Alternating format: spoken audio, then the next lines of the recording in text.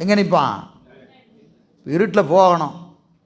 இப்போ பின்னாடி இதே கருத்து பின்னாடி அடுத்து 4 பாட்டு தள்ளி வருது. இருட்டில் இருக்கிறோம், ஒருத்தர் என்ன செய்கிறாரு?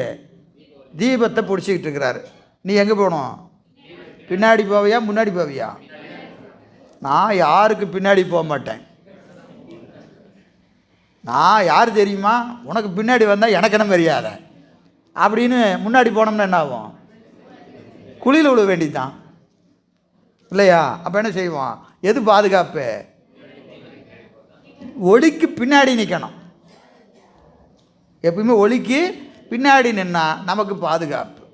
உற்கை தரும் பொற்கை உடையவர் போல், ஒளியை ஏந்தி இருக்கக்கூடிய கரத்தின் பின்னாடி நிற்பவர் போல உண்மை பின் நிற்கை.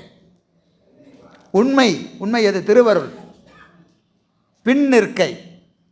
திருவருளுக்கு பின்னாடி நிற்பது யாருடைய நிலை? அருளார் நிலை. அருளார் எப்பவுமே எதுக்கு நிற்பாங்க? திருவருளுக்கு பின்னாடி நிற்பாங்க. நம்மலாம் பொருளார் எங்கே நிற்போம்? நான் தான் முன்னாடி நிற்பேன். திருவருள் கொஞ்சம் பின்னாடி வாங்க, நான் தெரிய மாட்டேங்கிறேன்ல. நான் தெரியணுமா இல்லை? எங்கே போனாலும் யார் தெரியணும்? நான் தெரியணும். அப்போ எங்கே போகிறது? ஒளிக்கு முன்னாடி போகிறது. என்ன ஆகும்? துன்பந்தான் மிஞ்சும். ஒளிக்கு முன்னாடி போனால் துன்பந்தான் மிஞ்சும். ஒளிக்கு பின்னாடி போனால் அது பாதுகாப்பு, உயிருக்கு பாதுகாப்பு. இப்போ எங்கே நிற்கணும்? நாம் தான் முடிவு பண்ணணும். முந்திட்டு போகக்கூடாது. எதுக்கு முன்னாடி? அருளுக்கு முன்னாடி முந்தக்கூடாது.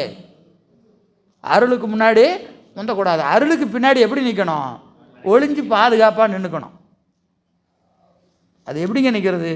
அது திருவருள் ஒன்றை செய்கிற போது அது அப்படியே ஆகட்டும்னு ஏற்றுக்கொண்டு அதை அப்படியே பின்னாடி நம்மளை மறைச்சிக்கணும். ரொம்ப கஷ்டமான வேலை. நம்ம வகுப்பில் சொல்லலாம், கேட்கலாம், ஆனால் நடைமுறைக்கு வர்றது ரொம்ப ரொம்ப கஷ்டம். ஏன்னா எங்கே நடத்துமோ, எங்கே கிடத்துமோ, எங்கே இருத்துமோ என்றறியேன். எங்கே நடத்துவான்னு யாருக்கு தெரியும் இல்லையா? அப்போது எது நடத்தினாலும் என்ன செய்யணும்? எல்லாம் சிவன் செயல் என்று என். எல்லாம் சிவன் செயல் என்று என். இந்த நிலை வந்துட்டால் நமக்கு என்ன கிடையாது? துன்பம் இல்லை. அப்போது எதுக்கு பின்னாடி நிற்கணும்?